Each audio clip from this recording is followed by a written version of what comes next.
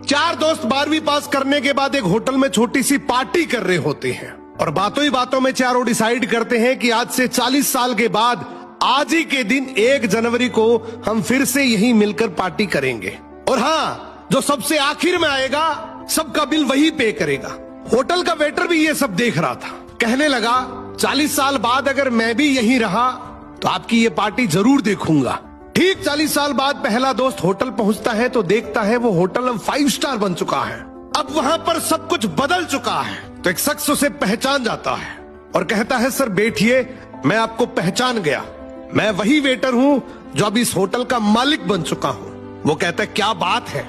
इतने में दूसरा दोस्त आ जाता है। दोनों की बातचीत शुरू होती है कि बिजनेस ग्रो कर गया, सब कुछ अच्छा चल रहा है। दोनों अपनी अपनी बातें शेयर कर ही रहे होते हैं कि तीसरा दोस्त भी पहुंच जाता है, लेकिन चौथा दोस्त अब भी नहीं आया।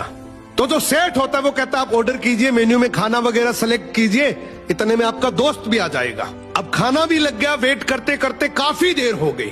उदास मन से ये तीनों दोस्त डिनर शुरू कर देते हैं। तीनों ने डिनर कर भी लिया, लेकिन चौथा दोस्त अब भी नहीं आया। अब जब बिल देने की बारी आती है तो कहते हैं कि विकास तो शायद बहुत बड़ा आदमी बन गया, हम सबको इग्नोर कर रहा है, चलो हम ही बिल पे कर देते हैं। जैसे ही बिल पे करने के लिए काउंटर पे पहुंचे तो काउंटर का मैनेजर बोला, आपका बिल तो ऑलरेडी पे हो चुका है। अब तीनों अपने चौथे दोस्त के ना आने की शिकायत करते करते होटल से बाहर निकले ही थे कि तभी एक सरकारी गाड़ी वहां आकर रुकती है।